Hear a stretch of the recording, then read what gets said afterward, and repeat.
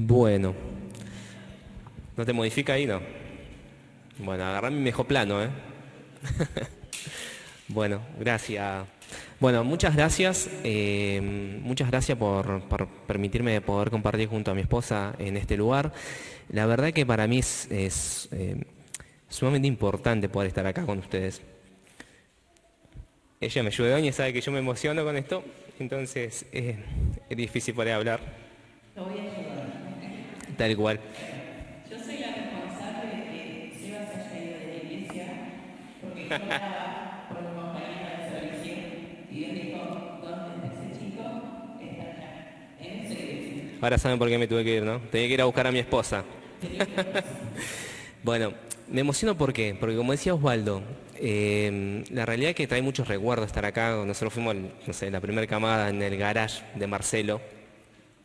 Y la realidad es que todo arrancó en un garage y todo fue medio raro. Pero bueno, tengo el recuerdo todavía de la primera actividad. Esto era todo Yuyo. Ya que se viene al aniversario contamos un poquito. Era todo Yuyo. No era, esto no, era el salón de aquel lado y estaba tentativa el terreno de al lado. Y me acuerdo que teníamos que arrancar y íbamos a arrancar para el Día del Niño, íbamos a hacer una suelta de globos.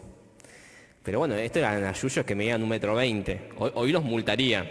En ese momento era un yuyo de 1,20 m. Y tengo recuerdo de que nos dice para nosotros el tío Eduardo, el tío Rico, nos dice, bueno, hay que ir a sacar yuyo. Y éramos todos chicos, no me acuerdo, éramos bastante chicos. Y esa fue la vez que entendí por qué nos dijeron que era un trabajo muy arduo el que había que hacer. Porque fue una de las primeras veces en mi vida que agarré una pala. Así que me hicieron estrenar ahí con una pala, sacamos un montón de yuyos, inflamos un montón de globos y arrancamos con la actividad para el Día del Niño que fue acá, justamente allá afuera. Así que se desprenden muchos recuerdos lindos, un poco lo que decía Osvaldo, charlando y recordando viejos tiempos. Ha pasado muchas cosas y la verdad que es un gusto poder compartir con todos ustedes. He dado algunas charlas, hemos hablado en diferentes ámbitos, en diferentes lugares, pero particularmente esta es especial. Así que por ahí me voy a emocionar, por ahí me van a ver que me tiembla la voz, por ahí voy a recuperar, ella me va a ayudar, así que vamos a estar intercalando seguramente esta charla.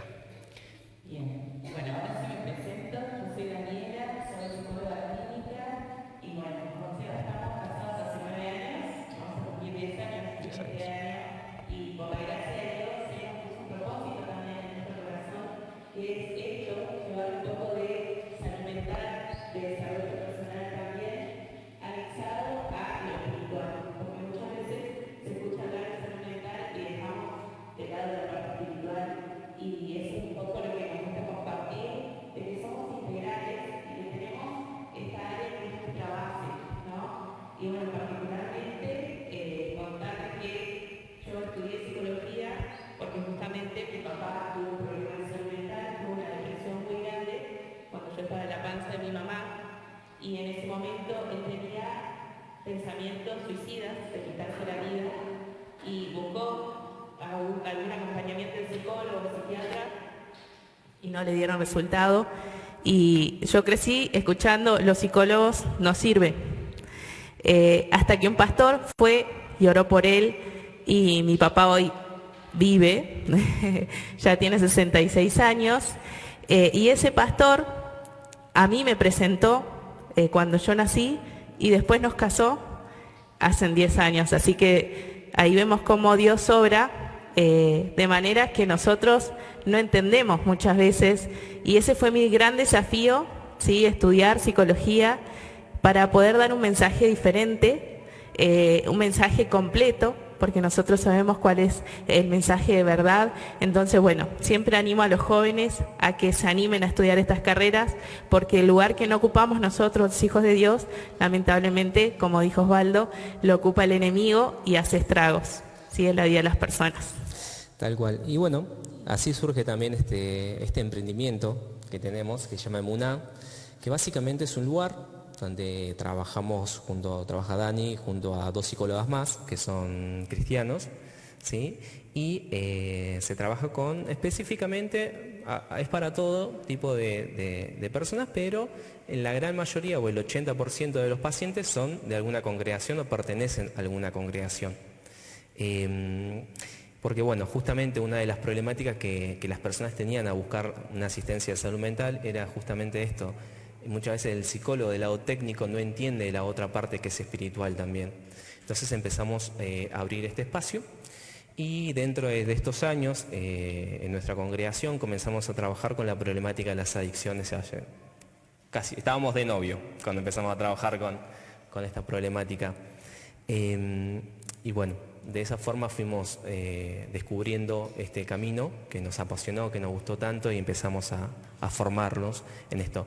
Como decía Osvaldo, yo soy operador en adicciones y soy coach ontológico profesional con especialización en adicciones. Básicamente hablamos del estudio del ser, de la persona y bueno, profesionales porque hay que tener cierta certificación para poder serlo, ¿sí?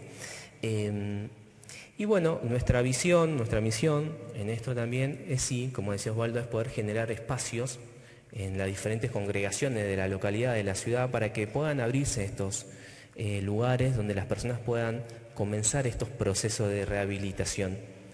Muchas veces cuando se habla de los centros de rehabilitación, que conocemos varios, siempre se abarcó la parte técnica, la parte médica, la parte psicológica.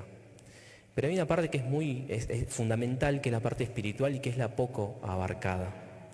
Hace un tiempito atrás estuvimos en una capacitación que se hizo virtual, donde exponían varios exponentes muy conocidos, entre ellos Goleman, Garner, bueno, algunos exponentes, y justamente en ese congreso lo que se hablaba de la importancia de lo espiritual en la parte terapéutica, en los procesos terapéuticos. Y nos llamó la atención porque personas que por ahí no conocen a Cristo empiezan a ver el resultado que tiene la parte espiritual en todo esto. Entonces, desde eso reforzamos esta iniciativa que hoy estamos tratando de armar acá en Cipolletti y en las iglesias. Sí, pero la parte espiritual del lado de la verdad, porque hoy en día también vemos muchas corrientes que la gente busca lo espiritual, ¿sí? Y busca desde lo humano, ¿no? Yo lo puedo, sí. Bueno, no vamos a nombrar muchas más, lo vamos a ver en el curso, pero nosotros sabemos cuál es la verdad. Y desde ese lado hablamos, de esa parte espiritual. Por eso venimos a traerles un poquito de esto. Vamos a resumir, porque si hablamos de adicciones, tenemos mucho, ¿no? Pero vamos a dar un pequeño. Tenemos más o menos 20, 30 minutos, nos dijeron, Osvaldo. Bien. Ahora tenemos 10. Ahora tenemos 10. Bueno, ¿sabes lo que me deja tranquilo a mí acá, particularmente? Que esta es una iglesia que le gustan los desafíos. Así que vamos a hablar un poco de desafíos. ¿Por qué? Porque cuando yo arranqué de acá y hoy escucho Santa Elena, Villa Pegüeña, bueno, otros lugares, entonces entiendo que es una iglesia que le gustan los desafíos. Algunos me lo he cruzado en el Centro Vida, con algunos he tenido algunos otros contactos por otras situaciones, y la verdad que me pone feliz poder encontrarme en diferentes ámbitos hermanos en Cristo. Como decía Dani, esto es una guerra que es una guerra espiritual y una guerra se gana ganando terrenos, ¿sí? Y las adicciones, lamentablemente, es un campo que hoy está invadiendo en todas las ciudades. Hablaron de Maquinchao. Maquinchao tiene una problemática muy grande con el tema de las adicciones. Cerro Policía tiene una problemática muy grande con el tema del alcohol. Viedma, Roca tiene una problemática muy grande con los juegos en línea, ¿sí? Entonces vemos cómo estas adicciones fueron abarcando varias áreas sociales, y áreas que por ahí nosotros, como hijos de Dios, no fuimos abarcando, nos fuimos poniéndole más énfasis en ese trabajo y hemos perdido territorio. La idea nuestra es poder comenzar a generar herramientas para comenzar a trabajar sobre estos territorios, sobre esta lucha y poder ganar. El fin de todo es que conozcan a Cristo, ¿no? Y como cantábamos hoy, que sea una luz que pueda brillar. Y créanme que cuando una persona sale de una adicción, esa luz brilla y brilla mucho y muy fuerte. Es muy difícil apagar esa luz. Entonces me parece sumamente importante poder tener este tipo de herramientas. Se nos va el tiempo. Bueno, les vamos a invitar a buscar en la Biblia, en Mateo 4:23, Lo tenemos acá igual, en otra versión. Por ahí ustedes lo van a leer en la Reina Valera. Pero queríamos empezar con esto porque es bíblico también que llevemos este mensaje, que podamos abarcar estos lugares, porque la Biblia dice que Jesús iba por toda Galilea enseñando en sus sinagogas, proclamando el Evangelio del Reino y sanando toda enfermedad, sanando toda enfermedad y toda dolencia del pueblo. Su palabra nos dice que Jesús iba sanando enfermos. Y hoy vamos a aprender que la adicción es una enfermedad, ¿sí? Y nosotros como pueblo de Dios, porque somos cuerpo de Dios y estamos en todos los lugares, es necesario que estemos capacitados para acompañar también esta enfermedad. Bueno, adicción. ¿Alguno sabe qué significa etimológicamente la palabra adicción? ¿O se puso a googlear en algún momento? Bueno, ahora vamos a aprender que adicción, fíjense que tenemos una A en rojo, ahora vamos a explicar por qué. Adicción es una enfermedad física y psicoemocional que crea una dependencia o necesidad hacia una sustancia, actividad, como decía Osvaldo, que hay comportamientos adictivos también, o relación. Hoy se da mucho también esto de la adicción en la relación, la dependencia. ¿Lo escucharon en algún momento? La dependencia emocional también, que muchas veces es un tanto patológica, ¿sí? Se caracteriza por un conjunto de signos y síntomas en los que se involucran factores biológicos, genéticos, psicológicos y sociales. Esa es como la definición que dan los manuales. Y nosotros también sabemos que acá influye lo espiritual. Porque nosotros cuando hablamos con personas, que hacemos entrevistas de personas 20 años, 30 años, que nos dicen que empezaron a consumir a los 14 años, y le preguntamos, ¿vos creés en algo? Sí, yo iba a la escuela dominicana en algún momento. La mayoría nos dice que pasó por una iglesia. ¿Y qué pasó? ¿Por qué te alejaste? No sé, en la adolescencia me alejé y empecé a consumir y ahí me fui. Y ahí vamos a ver ahora cómo empieza el deterioro también en la parte espiritual.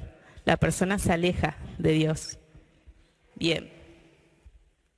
Ahora les decía que prestemos atención a la A que estaba en rojo, porque esta A significa, o viene del prefijo sin, ¿sí?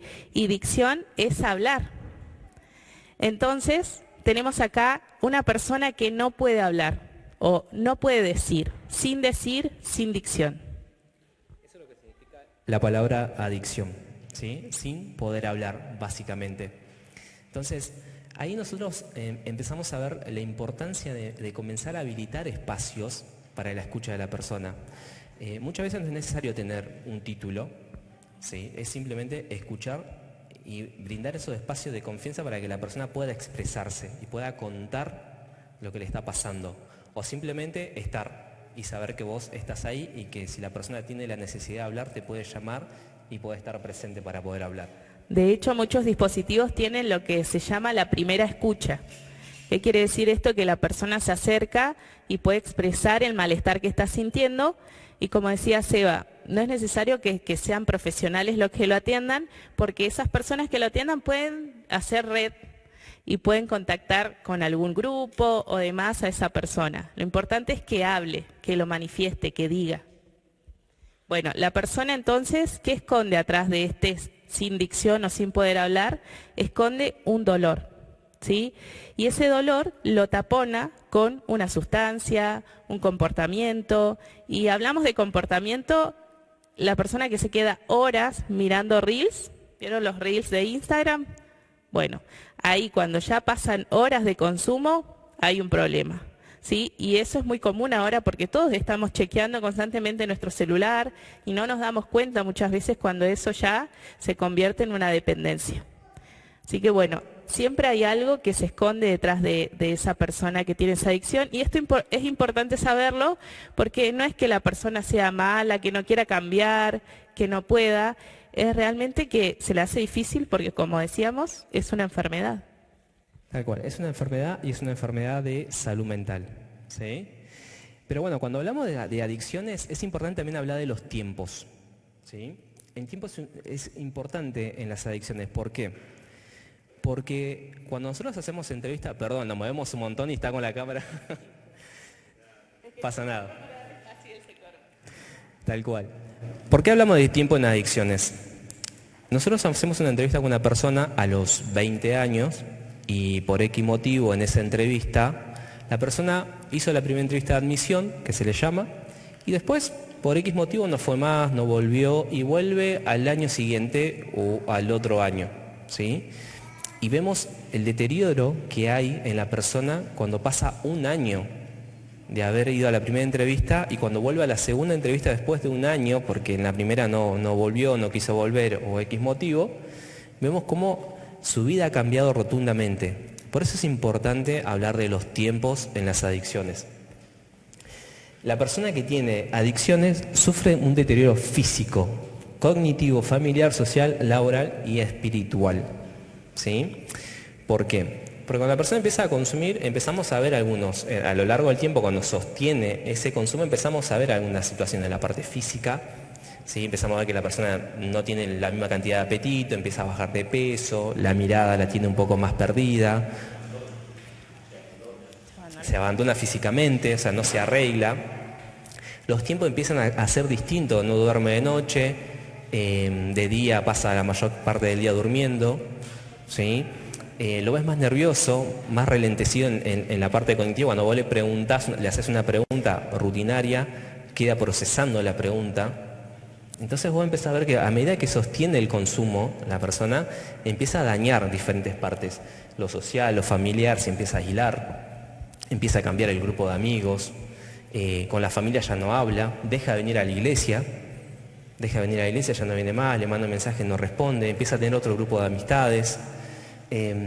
La parte espiritual queda totalmente anulada, ya no lee la Biblia, ya no medita en la Biblia, ya no ora, ya no viene a la reunión de oraciones. Vos le querés hablar de la parte bíblica y se enoja, busca excusas, ¿sí? Entonces, a medida que va sosteniendo el consumo, va dañando diferentes partes de su vida. Sí, en ese punto me parece importante también agregar en la parte espiritual, y esto es fuerte, la droga tiene muchos pactos detrás.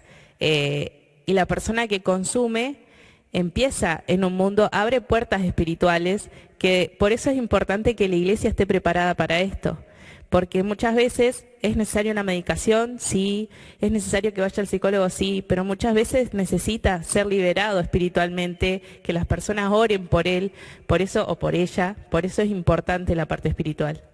Tal cual, nosotros hablábamos con diferentes tipos de personas que han pasado por esta problemática, tanto aquellas personas que han consumido como las que han vendido, y siempre nos decían esto, que detrás de cada gramo, ¿sí? En el caso de la cocaína, hay 10 pactos hechos, ¿sí? Entonces hay muchos pactos y muchas situaciones que pasan en torno para que esa droga llegue a la calle. Entonces vemos también la parte espiritual, qué importante que es en todo esto. Bueno, hay algunos factores que son predisponentes en el consumo o en la persona que padece una adicción. Y acá anotamos algunos, ¿sí? Tenemos presión de los pares, del grupo, del entorno con el que se junta, puede ser alguna presión social, o mayormente el que inicia el consumo lo inicia con un amigo, con un grupo de amigos, que el grupo está en consumo y comienza a experimentar con este tipo de actividades. Dificultad para regular estados emocionales. Vemos algún enojo, esos enojos que pasan un exceso y no lo puede gestionar, entonces deriva en un consumo. Traumas, estrés, falta de límites, violencia, modelos de consumo en el hogar, falta de red de apoyo, normalización del consumo, falta de detección y asistencia temprana. Bien, en esto, ¿quiénes son los que trabajan en la escuela dominical? Levante la mano. Son bastantes. Bueno, en esa escuelita dominical, ¿han tenido algunos alumnos o niño o niña que tenga padres separados? ¿O no? Yo vengo de padres separados. Entonces, la mayoría. Bueno, ya con el simple hecho de que tengan padres separados, hay muchos de estos factores que ya tienen predisponentes. ¿sí? Alguna situación traumática puede ser, estrés seguro, si los padres se viven peleando, seguramente este niño, este adolescente va a vivir en situación de estrés, capaz que vivió alguna situación de violencia, ya sea verbal o física, ¿sí? Modelo de consumo en el hogar, naturalizan el consumo. Por ahí muchos de los padres tienen la costumbre de excederse en el alcohol, entonces empieza a naturalizar ese tipo de consumo. Tenemos muchos padres que van a jugar hoy a la quiniela, al quinicé, bueno, a diferentes juegos y naturalizan ese tipo de hábitos. Entonces cuando agarran un teléfono y empiezan esto que ahora se viene el mundial, y está el Gran DT y un montón de otras actividades más que la mayoría son de apuestas y la mayoría son de juegos, e empiezan a invadir los teléfonos, ¿sí? Y bueno, todos estos predisponentes están en esos chicos que ustedes tienen en la actividad de jóvenes, en la actividad de adolescentes, en la actividad de escuela dominical. Entonces es importante entender eso, que ustedes están trabajando con personas que tienen o pueden llegar a tener un predisponente para el día de mañana poder tener una problemática de las adicciones. Por eso es importante contar con herramientas. Sí, me parece importante que Seba nombró los adolescentes porque la edad de inicio de consumo cada vez es más baja, pero por lo general es en la adolescencia porque es en esta búsqueda de identidad y nosotros sabemos cuál es nuestra identidad, que es Cristo, ¿no?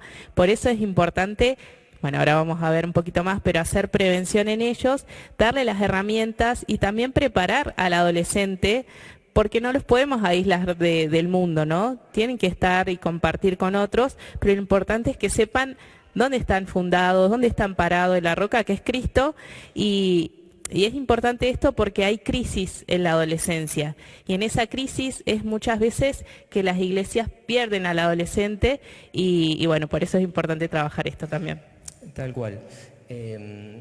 Bueno, y un poco con lo que decía Dani, nosotros hace 6 años atrás hacíamos entrevistas de admisión y el inicio de consumo entre los 14, 15 años, 16 años era el inicio de consumo.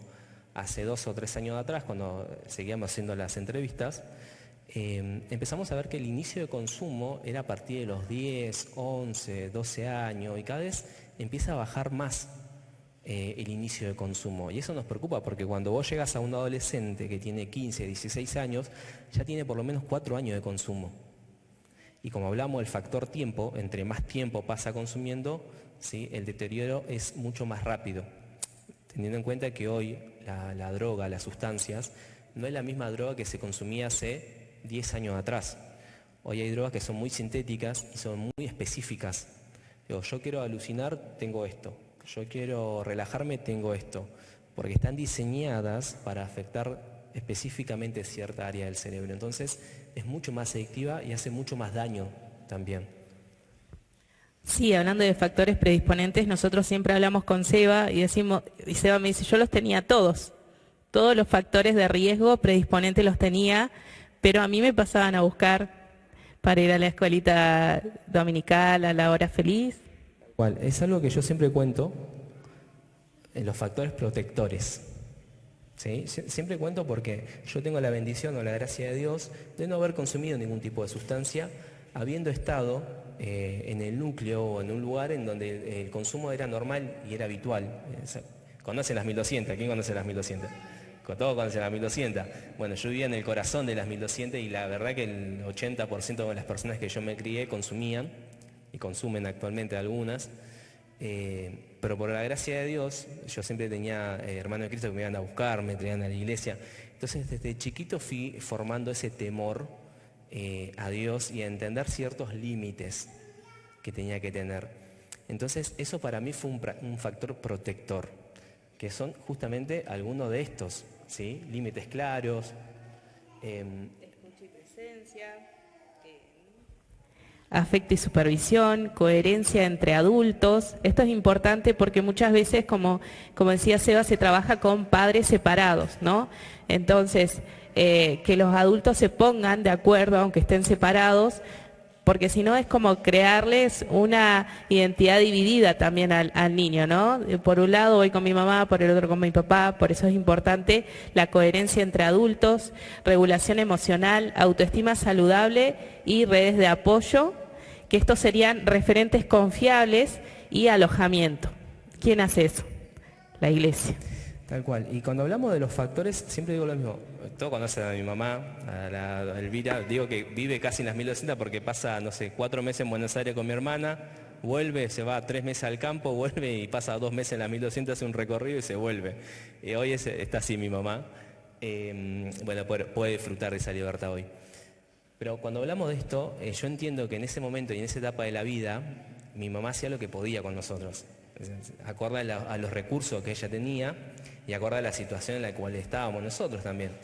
Entonces, muchos de estos factores que vemos acá, yo los aprendí acá, en la escuelita dominical, en la actividad de jóvenes, en cuando Marcelo, Osvaldo, el tío Eduardo, o algunos de los chicos nos ponían los límites porque hacíamos cosas que no correspondían, que no estaba bien y estábamos todo el tiempo tratando de transgredir esos límites. Bueno, eso nos enseñaban cuál era el límite.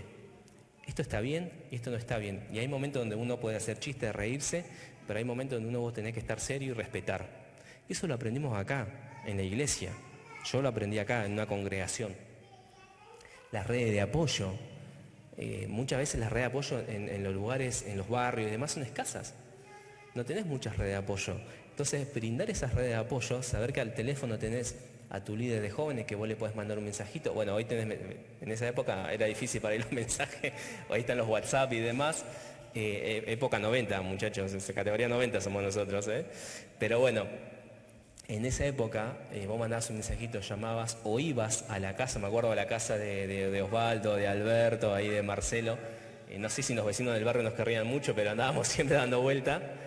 Y cuando teníamos alguna necesidad, algo que queríamos hablar, alguna situación, algo que nos dolía, nos afectaba, esa era nuestra red de apoyo, ese era nuestro lugar donde nosotros podíamos ir a buscar el consejo. Entonces, en la iglesia es donde aprendimos estos factores protectores, que muchas veces en el barrio con la gente que vos te rodeas no lo podés encontrar.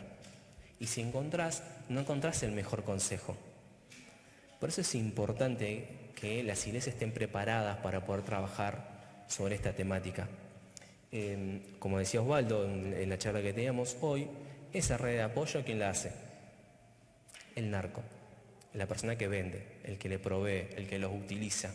Esa es la red de apoyo. Le falta un par de zapatillas, se las compra. Quieren tener esto, se las compra. Vamos a comer un asado todos juntos, hacen unos asados, están todos juntos ahí. Esa es la red de apoyo que hoy tienen la juventud, los adolescentes dentro de los barrios. Y es un terreno que antes las iglesias, la plaza del barrio, las abarcaban las iglesias con diferentes actividades. Hoy no las abarcamos como lo hacíamos en ese momento. Es un terreno que hemos perdido. Entonces, estos adolescentes, estos niños, van a buscar estos factores protectores en esos lugares. Por eso es importante que la iglesia esté activa y esté sedienta de poder abarcar estos lugares, estos territorios. ¿Sí? ¿Qué más tenemos? Bien, y si tenemos mayores factores protectores, los de riesgo van a disminuir o no van a ganar, en este caso, la batalla. Tal cual, y como decía Dani, ¿cuál es la idea? La idea es que empecemos a trabajar para que esa balanza que vemos ahí se vaya inclinando y sea más pesado los factores protectores que los factores de riesgo. Si ustedes tienen chicos, adolescentes, jóvenes, en la actividad de jóvenes, adolescentes, escuelita dominical, lo que hay que lograr es fomentar estos factores protectores, esos espacios, para que el día de mañana, cuando el chico tenga una decisión que tomar entre tengo que hacer esto y tengo que hacer esto, o quiero hacer esto y quiero hacer esto, sepan dónde ir a buscar ese consejo, dónde buscar esa protección, cuál es el mejor lugar, ¿sí? Y esa balanza se empieza a inclinar. Hoy, lamentablemente, por lo que hemos visto, los factores de riesgo tienen mucho más peso en los factores protectores, porque faltan espacios donde ir a hablar, un lugar seguro donde puedan escuchar sin juzgarme, sin enjuiciarme, ¿sí? Sí, ¿por qué no pensarlo así también? Preparar a los adolescentes, preparar a los jóvenes para que ellos mismos sean preventores, que promocionen la salud y prevengan también estos temas. Y también es importante aclarar esto. Nosotros hemos trabajado con cantidad de adolescentes más de 2.300 adolescentes hemos visto en diferentes congregaciones y bueno, en diferentes colegios, y hemos podido ver la necesidad que tienen en los colegios, en los diferentes ámbitos. Y cuando vos presentás una idea, un proyecto o la idea de poder brindar un espacio en donde se puedan sentir cómodos y en donde vos haces lo mismo que haces en una congregación, es impresionante cómo ellos se empiezan a involucrar en esta temática y quieren ser parte y empiezan a proponer ideas y empiezan a fomentar espacios. Entonces ellos mismos comienzan a generar espacios o factores protectores para sus pares.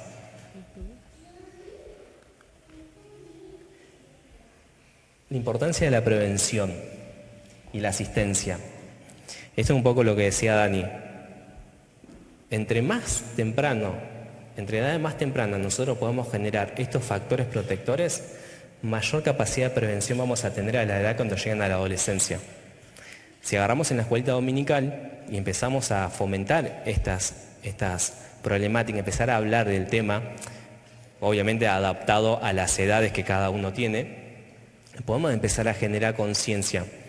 Nosotros me acuerdo una vez en un Día del Niño, armamos un banner donde teníamos un cuerpo humano y habíamos puesto algunas imágenes de cigarrillos, todo muy infantil, como caricaturas.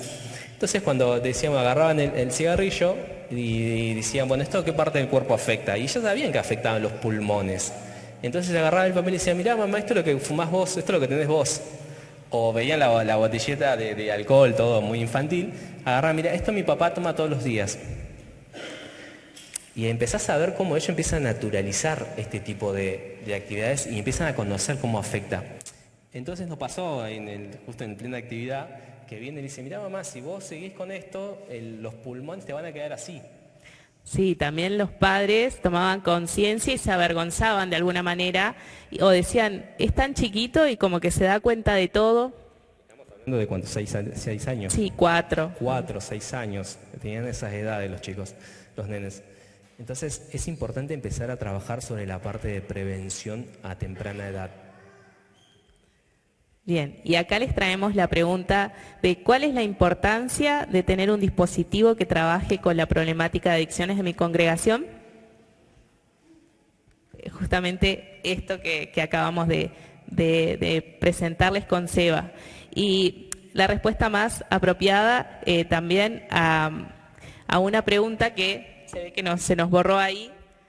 ¿Cómo hacemos, no? ¿Qué hacemos? Porque muchas veces pensamos, es re difícil este tema, no lo podemos abordar como congregación, pero no, es lo mismo que hace la congregación, nada más que con otras herramientas, tal vez más del lado de la salud mental, como decía Seba, o incorporando otras herramientas. Pero la respuesta a cómo hacemos es esta, es respondiendo al llamado, es ir y hacer discípulos a todas las naciones, bautizándolos en el nombre del Padre, del Hijo y del Espíritu Santo. Porque Jesús discipuló a personas que tenían enfermedades, ¿no? Enfermedades, dolores, falta de sanidad, y Jesús hizo esto. Bueno, esto es lo mismo, nada más que con un ministerio que se prepare, un dispositivo.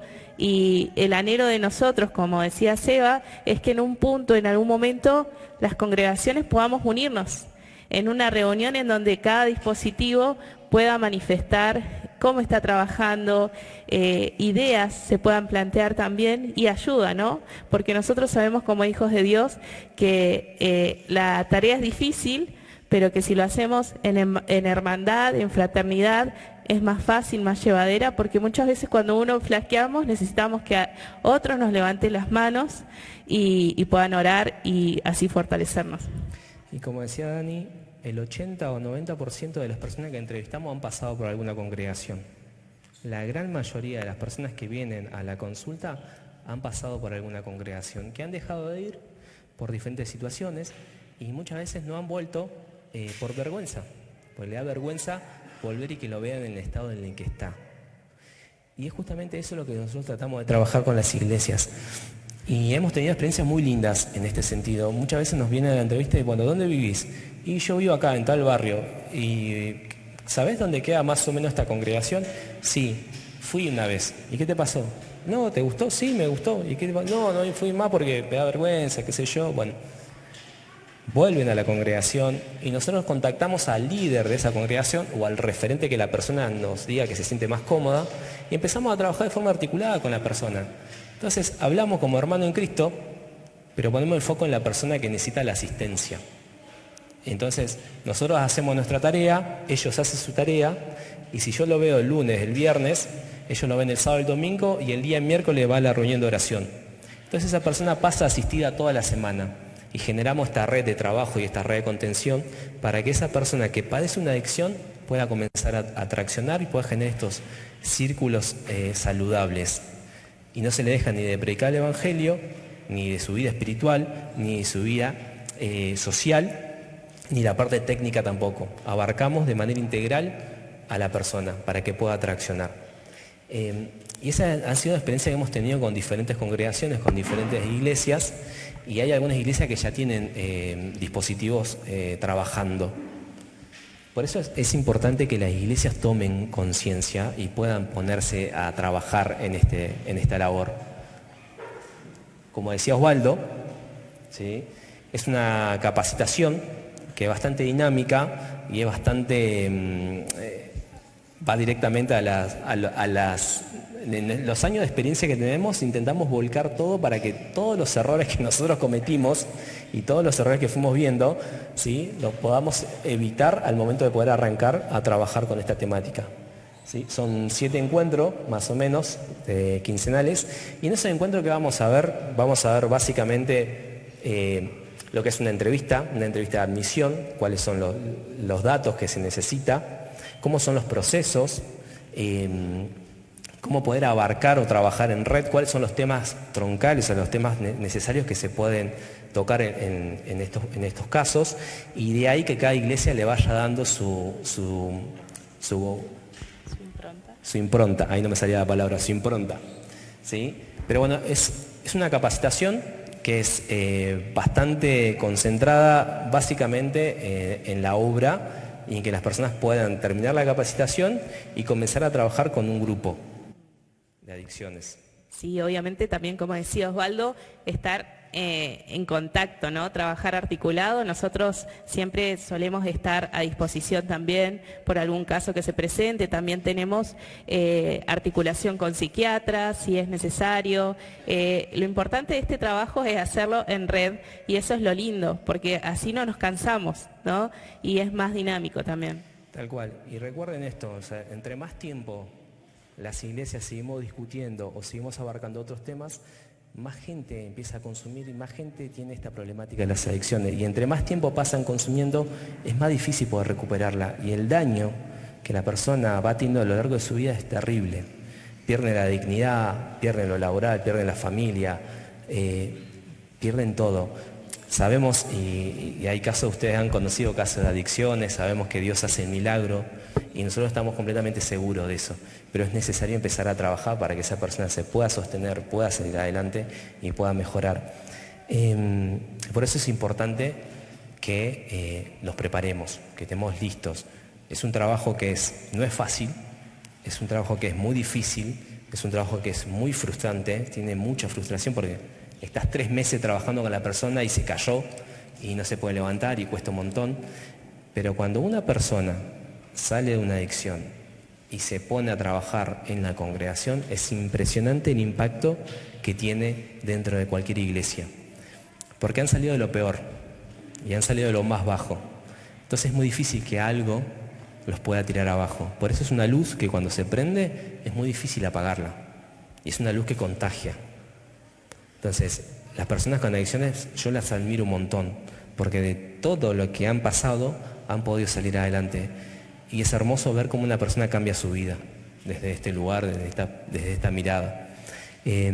Por eso tenemos esta iniciativa y estas ganas de que en la mayoría de las iglesias que están en Cipolletti, si no todas, puedan tener un grupo activo que puedan trabajar con las adicciones. Porque ese es un campo que está ganado por el enemigo. Ese es un campo donde la muerte es segura y es un campo en donde nosotros tenemos que ir a rescatar esas almas que se están perdiendo. Y es un ámbito en donde las iglesias tenemos que estar, porque es el llamado que tenemos, es ir a ese lugar. Sí, animarles, invitarles a que participen, a que hagan la formación, y en la formación también vamos a darnos cuenta, ustedes se van a dar cuenta si realmente están preparados, porque no todas las personas también pueden estar preparados para hacer la formación si les atraviesa tal vez de un lugar tan cercano una adicción y demás. Pero bueno, animarles, y sabemos, como decía Seba, que los tiempos se acortan. Tal vez cuando éramos más pequeños escuchábamos que la venida de Cristo estaba cerca, pero hoy vemos los acontecimientos y sabemos que aún más cerca está. Entonces, como iglesia, que nos encuentre trabajando y también adaptándonos a cuál es el síntoma actual de la sociedad y poder estar preparados para eso. Así que muchas gracias por invitarnos, por estar acá, les bendecimos y oramos también siempre por ustedes. Sí, muchas gracias.